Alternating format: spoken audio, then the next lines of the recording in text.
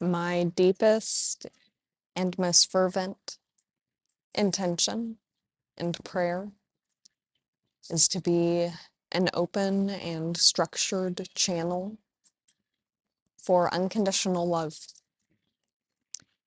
as the organic unfolding of Rosie.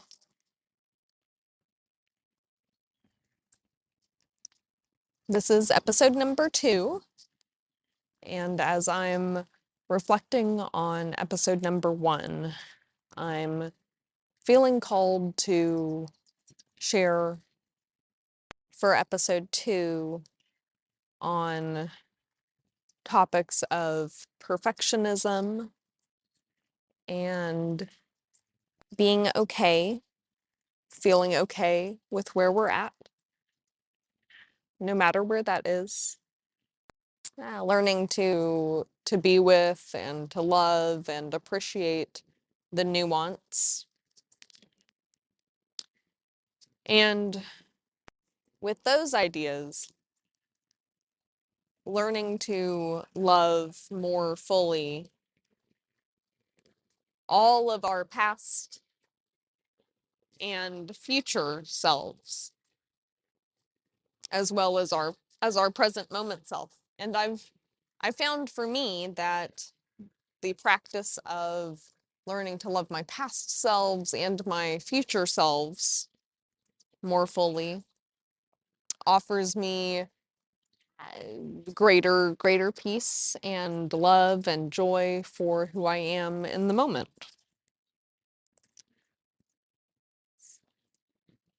I'm someone who has grown through quite a lot of perfectionistic tendencies, quite a lot of rigidity,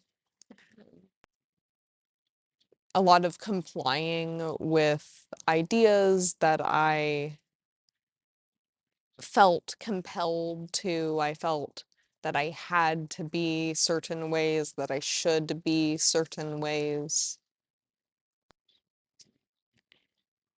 And on my journey, I've learned to break down a lot of those shoulds and those have tos from a place of recognizing that uh, I don't have to do anything except one day transition from this energetic form into another. So one day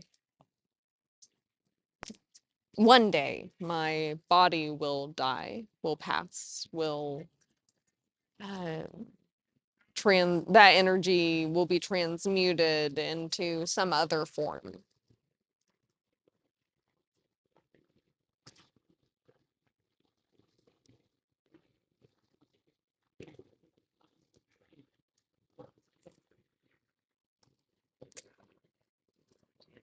And there are even those people who question whether or not that is a have to.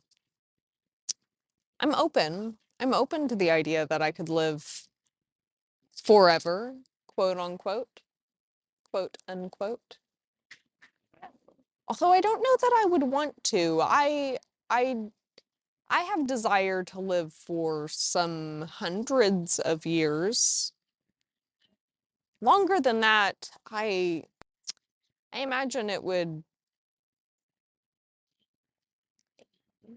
start to feel less meaningful to live life.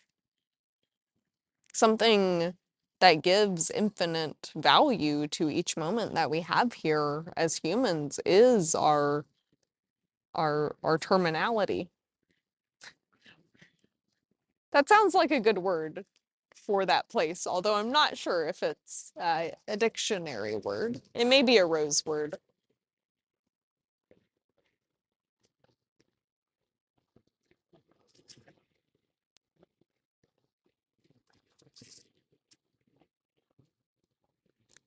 There are many airplanes in the background of my experience at the moment. Perhaps I'll cut them out of the final podcast. And perhaps anyone who listens to this can have the choice to either skip over them or join me in listening to that other part of the human experience. I deeply enjoy being present. And I've heard it's becoming a more common saying or understanding, I find, that when I am present, I am joyful. When I'm present, I'm peaceful. When I'm present, I'm generally happy. I'm at least content. And this is because there's very rarely, if you notice in your own life, there's very rarely anything in the immediate moment to fear. We do experience fear and, for example, worry to a relatively small extent in ways that are helpful for us. We experience true fear in moments where it's smarter to run away, perhaps, or to fight. We experience helpful worry in the moments that we note what we're worrying about and we use that worry as motivation to take action to bring us closer to what we desire. Many of us, though, have learned through childhood and adolescence and now as adults, many of us are carrying incessant fear and incessant worrying, or at least an abundance of it that is neither helpful nor necessary, and in my experience is quite limiting to experiencing a life that is enjoyable. Why would we enjoy life if always we are anxious about the future and sad about the past? And so I find that being in the present moment,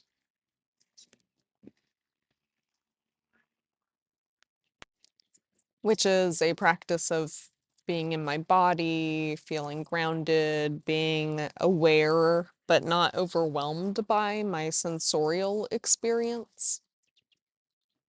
Sensorial meaning in and through the body.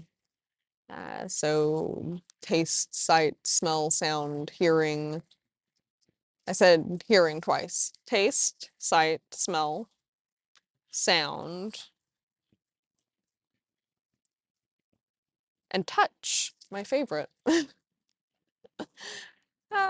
So those senses, as well as our internal feelings, being able to feel the somatic experience of the leg, of the pelvis, of the fingers, and to be able to feel the electric currents moving through them, to feel all kinds of sensations, pleasure, pain, everything in between. So this is what I mean by presence. I mean being very engrossed in the present moment experience. So maybe that's being very engrossed in a conversation while still being present with the body. Maybe that's what I'm doing right now, sitting on a grassy hill at a park, feeling the soft grass beneath me and seeing the beautiful, beautiful uh, little valley. I was surrounded by trees with squirrels and birds, and being present with this process of expressing myself in a way that is clear and purposeful and loving and trusting that in following that impulse to create in this way that fruit will come of it. And I can't know what that fruit will be. I can, though, learn to trust that there will be fruit and that I will be able to refine my approach to gardening based on the fruit that I reap from any particular planting, per se.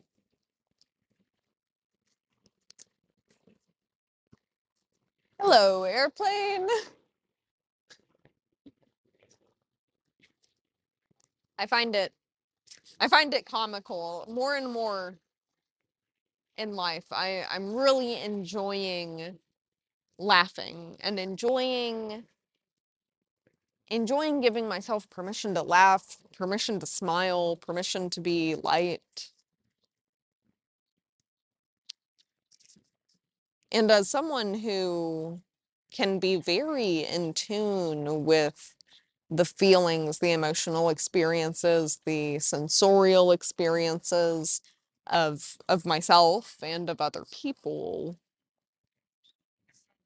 the process of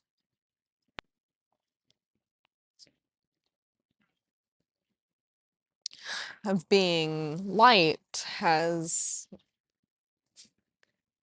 required that I transmute much of my own shadow, at least that I see it clearly, more and more clearly, so that I can be with that same shadow when it arises in me in later points in time, when I notice it in other people, when I notice it in the world.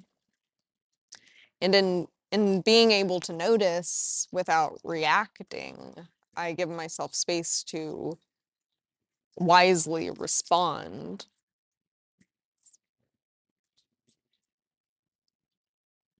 which feels good to me. It feels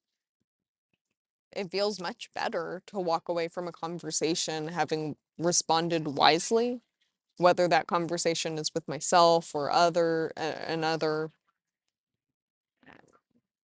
It feels much better to have responded wisely than to have reacted and gotten caught up in the illusion and the chaos and the drama of separation, of loneliness, of lacking, of sin per se.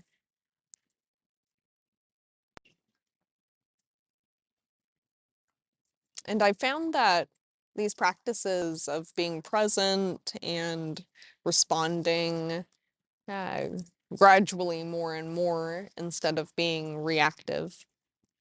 I found that these practices have facilitated me letting go of perfectionism and this tendency to only create perfectly that I used to be very attached to.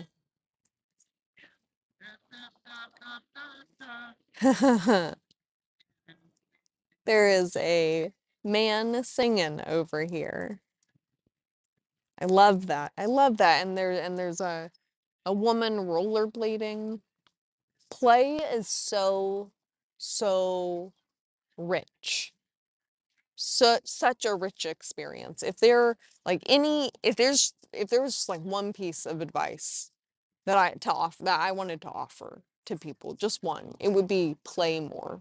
Play more. Play more in your mind, play more in the world. Give yourself permission to play.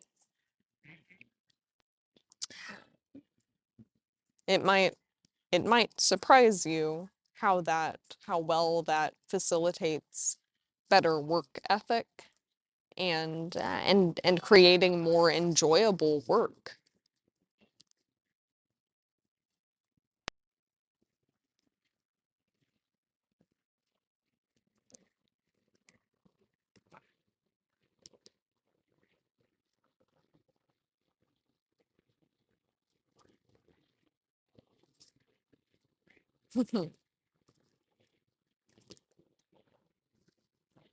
So this shadow of perfectionism over time showed me its own limitations, my own limitations in creating with such a rigid framework that said that I would already know what the final result looked like and that I could just make that because I knew what it was.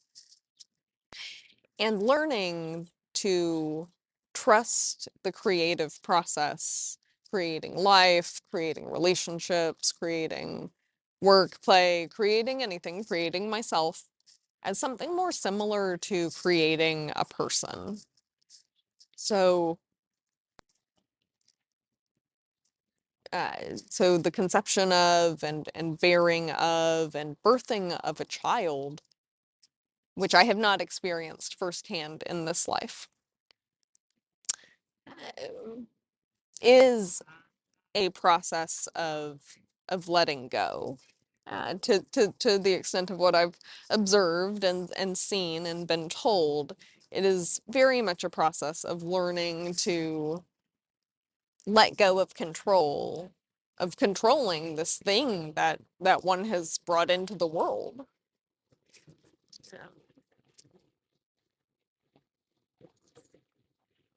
I've heard and I've held the belief for years that parenting is one of the most, if not the most potent forms of or potent relationships for shadow work, because the areas that a person has not resolved within themselves, uh, they will inevitably project onto their children. And children are extremely in tune naturally. We all are naturally very in tune. And a child will react to a parent's shadow in a way that can illuminate that shadow very brightly for the parent if they're tuned in and listening for that. And so this process of parenting, to me, as an outsider who doesn't have any children of my own, but has spent a lot of time with children and taken care of a lot of children and uh, uh, acted as a behavioral therapist for a lot of children and studied a lot of things, whatever. Like, I got experience. uh, my growing perspective is that the process of parenting is very much one of letting go and of trusting and supporting what is happening organically for the child, such that they may have the most abundant, flourishing life possible. I don't know why any parent would want something other than that for their child. The most flourishing and abundant life, joyful life, satisfying life, fulfilling life. And in order to create something of that caliber, one must allow it to come into its own.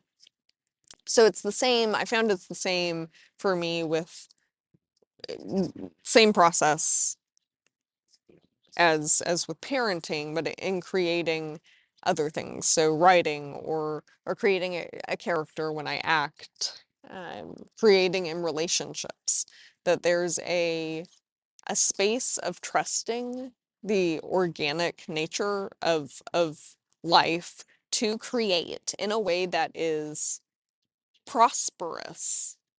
Yeah. And I don't mean that with a monetary inflection. I mean it in the purest sense. Maybe abundance is more accurate in that position. Uh, Life creates organically creates abundance. The nature of the world is to the nature of this world of this earth is to be abundant. Uh, and so much of that abundance is pushed away, stuffed out, taken for granted. I said stuffed out. I don't really exactly know what I meant by that, but I mean more like repressed. Is repressed, is taken for granted, is halted when we stop trusting that that is the nature of life.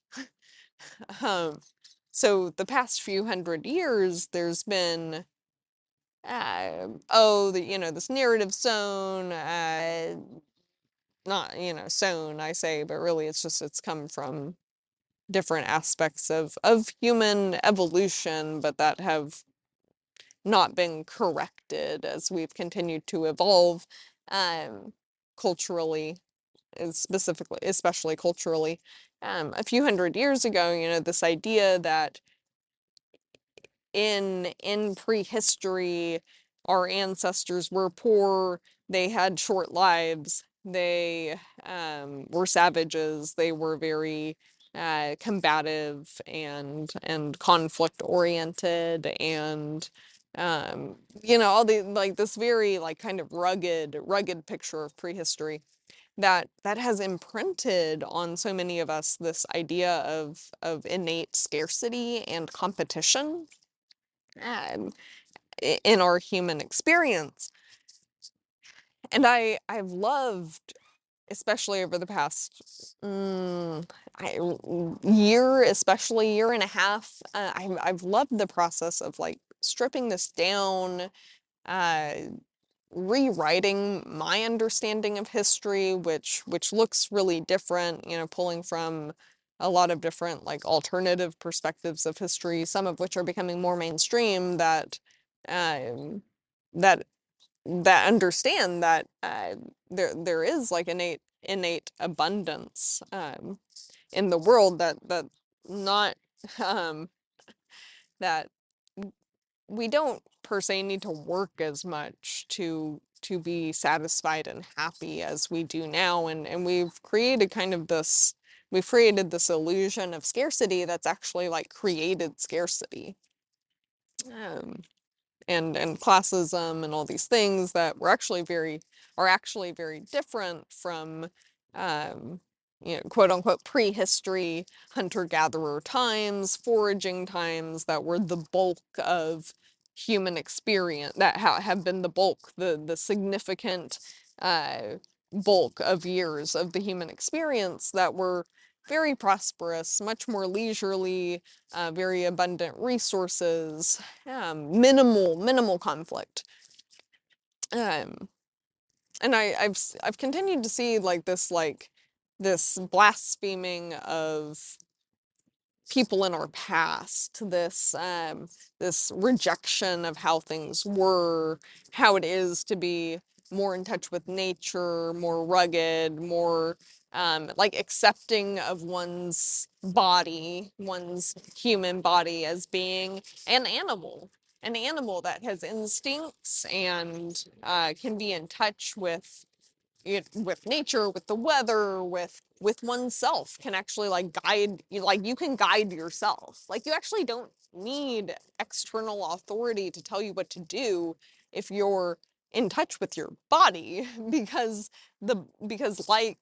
like birds, like wolves, like every other animal, especially those that have not been domesticated, and even those that have been to an extent, we we have the natural inclination to, yes, stay alive, but more than that, we have the natural inclination to thrive in an interconnected community. Um, and when I say thrive, that does include eating well and sleeping well, and it also includes things like playing and having fruitful relationships and being a part of community. um, and developing that level of trust in self, in me to lead me, in your ability to lead you,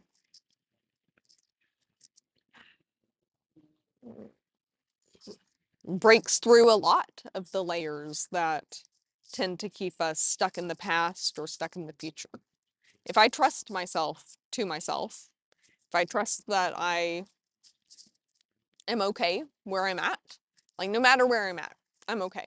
I, no matter where I'm at, I am capable of responding intelligently in a way that will uh, keep me safe without limiting my experience from growth and challenge in the ways that I desire.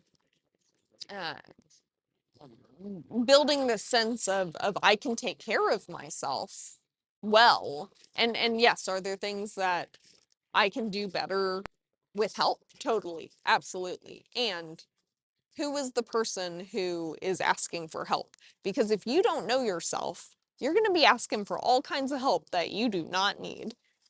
At least that was my experience, was that I learned to ask for help from people as a person who didn't know myself. And what that gave me was help that I didn't really need or want. Um, and it was still helpful because that kind of help, that kind of feedback offered me a a background on which to reflect and learn more about who I am. Yeah. and and that's why I stress this, or why I'm so enthusiastic about this concept of learning to trust oneself and to guide oneself and to lead oneself, is because yes, we all want help with things, and who is asking for help? Only you knows, only you know you, only I know me. If I'm asking for help in a way that is not, best for Rosie, then I'm screwing myself, and not in a good way, not in a pleasurable way.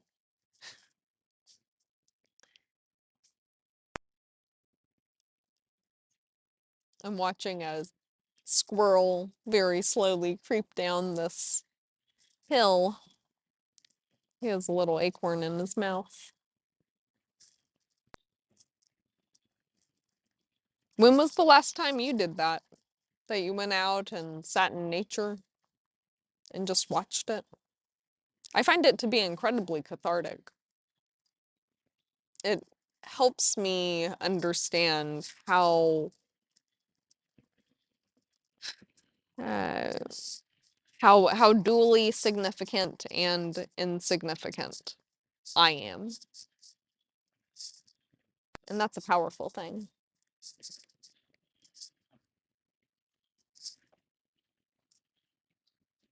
That feels good.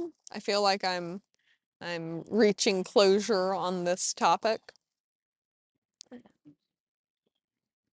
Before I hop off, I'll share a couple of practices that I've used to increase presence in my life. Uh, One that's been really crucial is I'll offer it as a category, an umbrella term: somatic experiencing or somatic therapies, a whole variety of practices, including different kinds of breath work, different kinds of practices to encourage body awareness, so that as I'm moving through life, I'm still present with my mind. I find that most people are largely present with their mind, and I'm so present with that. And I'm also present with my emotions, yes, and I'm also present with what's outside of me, and I'm present with my body. And the body is just increasingly fruitful. Body awareness is a practice that will, for me, has brought more and more fruit the more and more I put into it. And really, it requires very little, very little, and it's simple but not easy, especially for anyone who has uh, experienced trauma. Um, Somatic therapies are, in my experience, one of the best tools to facilitate post-traumatic growth. So that's an alternative, or at least something that post-traumatic stress can be converted to,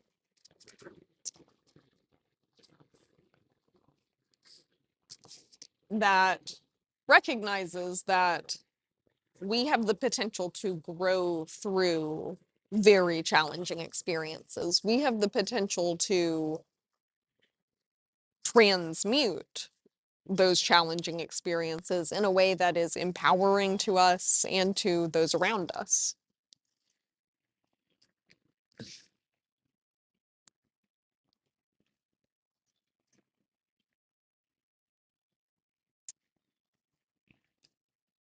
Mindfulness practices have been another cornerstone of my process of learning to be more present. So a very, stereotypical basic practice that I've enjoyed investing in is sitting. Well, so when I first started, I would lay down. Now I sit cross-legged, generally trying to sit with my hips higher than my knees, so that will be more comfortable um, over longer periods of time, especially. And sitting, and I usually, well, if I'm doing mindfulness meditation, I'm using my breath as the anchor almost always, and practicing just being present with my breath. Sometimes my eyes are open, sometimes they aren't. I've done periods of with each stretches where my eyes would always be open, stretches where my eyes would always be closed. I enjoy giving myself a lot of flexibility in my practices, and being aware more of the overall goal. Like, my overall goals are to be fully me, honestly me, to enjoy life, to create a life that I feel fulfilled by, uh, and to experience more peace and more pleasure. Um, and then like just after that, like I would say, or with that, it's this idea of enlightened self-interest again, where I recognize that however I am will spread per se to whatever is um, whatever resonates with it. So so I want to be something that is maximally harmonious while also being maximally having maximum having maximum integrity. So I don't want to be like harmonious with everyone because I'm changing everywhere I go to like people please everyone. That's not harmony. That leaves a lot of dissonance inside a person. A lot of wondering, who am I really? I want to be, and for me, this way is being loving and peaceful, and joyful, to the extent that feels authentic in each situation. I want to be in such a way that elicits more of those things from others, to the degree, of course, that they want them, because I don't have authority over anyone else. Uh, I I hope that other people want to experience more peace and joy, and um, ultimately, I want for everyone what they want for themselves. And while I have ideas about what we all want at our core, I have no no way to validate such things. I'm not living your experience.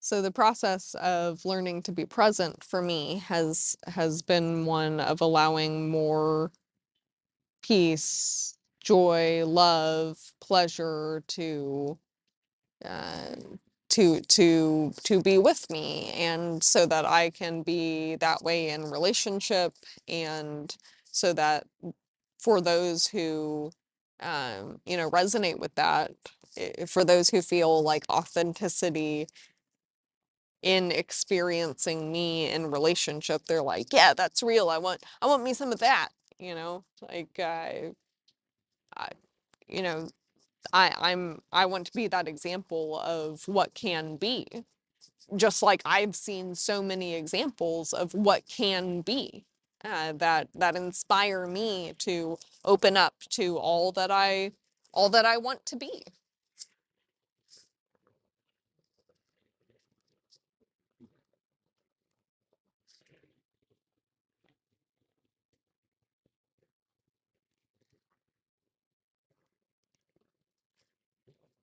And the gradual understanding that becoming me is a process of letting go, is a is a process that has birthing pains and things that I can't control, and a deeper truth that is greater than me, than what my human experience can conceptualize in this moment. Coming to those understandings over time has released this idea that I will be perfect one day and I'm not now, and back then I was blah. Like I've always been beautiful. I've always been beautiful. I've gotten to experience that beauty in a variety of ways that have allowed me to embrace it more fully, to shine light on it more fully,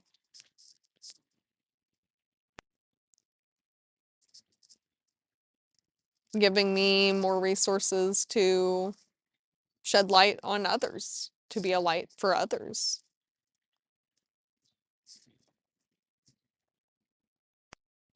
Through being a light for myself.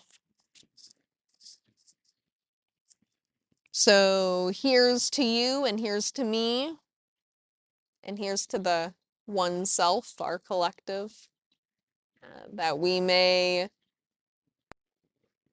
trust ourselves enough to shine a little more light on what's going on inside of us than we did yesterday.